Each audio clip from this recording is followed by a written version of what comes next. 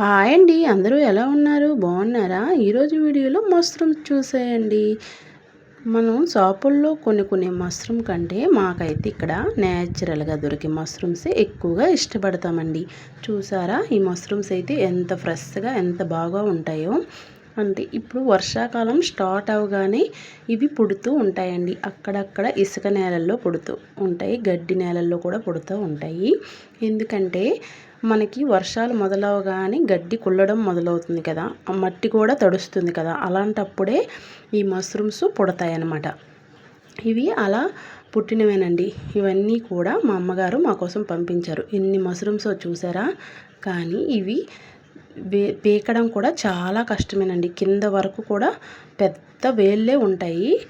వేళ్ళు పీకేటప్పుడు కూడా కొంచెం కట్ అయిపోయాయండి. చూసారు కదా, సగం వరకు కట్ అయిపోయి పూర్తిగా తీస్తే ఇంకా చాలా పొడవుగా ఉంటాయండి ఈ మష్రూమ్స్.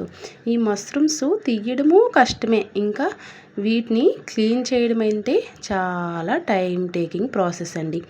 ఈ మష్రూమ్స్ అన్నిటిని కూడా ఒక పళ్ళెంలో వేసుకొని చూసారు కదా ఎన్ని ఏ విధంగా ఉన్నాయో.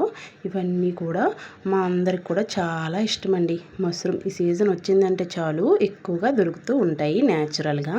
ఇప్పుడు ఈ మష్రూమ్స్ అన్నిటిని కూడా ఒక పెద్దపాటి డబరాలో వేసుకొని వాటర్ వేసుకొని ముందుగా ఒక 10 నిమిషాల పాటు నాననివ్వాలి. అప్పుడే వాటికి ఉన్న మట్టి గట్ట మనం క్లీన్ చేయడానికి ఈజీగా ఉంటుంది.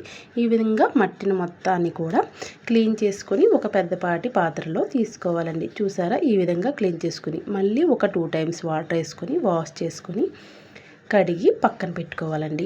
ఈ మష్రూమ్ కర్రీ అంటే మీలో ఎంతమందికి ఇష్టమో, మాకైతే చాలా ఇష్టమండి. ఇప్పుడు చాలా సింపుల్ ప్రాసెస్లో మష్రూమ్ కర్రీ ఎలా చేయాలో ఈ వీడియోలో చూసేయండి. దానికోసమైతే ముందుగా స్టవ్ పై కడాయి పెట్టుకొని ఆయిల్ వేసుకొని వేడయ్యాక అందులోనే ఆవాలు, జీలకర్ర, ఆనియన్స్, పచ్చిమిరపకాయలు వేసుకొని కొద్దిగా కరివేపాకు వేసుకొని వేగనివ్వాలి. ఇందులోనే ఇప్పుడు దంచి పెట్టుకున్న అల్లం వెల్లుల్లి కూడా వేసి కాస్త పచ్చివాసన పోయేంత వరకు ఫ్రై చేసుకోవాలి. ఇప్పుడు సన్నగా కట్ చేసిన టమాటా ముక్కల్ని కూడా అందులో వేసి ఉప్పు వేసి కాసేపు మగ్గనివ్వాలి. ఉప్పు వేయడం వల్ల మనకి టమాటాలు చక్కగా మగ్గిపోతాయి. ఇప్పుడు మగ్గిపోయిన టమాటాల్లో ముందుగా కడిగి పెట్టుకున్న ఆ మష్రూమ్ని ఇందులో వేసుకోవాలి. వేసుకొని కాస్త అటు ఇటు నెమ్మదిగా కలుపుకోవాలి. చూసారు కదా అవన్నీ వలుచుకుంటే ఇంత మష్రూమ్ అయ్యిందనమాట.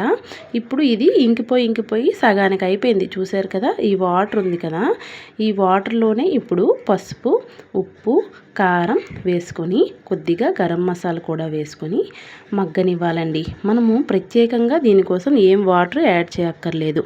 అలానే ఇప్పుడు ఉన్న వాటర్తోనే కూర మొత్తం రెడీ అయిపోతుంది. ఇప్పుడు మూత పెట్టుకొని మధ్యలో కలుపుకుంటూ ఉడికించుకుంటే ఎంతో రుచికరమైన నాటు మష్రూమ్ కర్రీ అయితే రెడీ అయిపోతుంది. వీడియో నచ్చితే లైక్ చేయండి.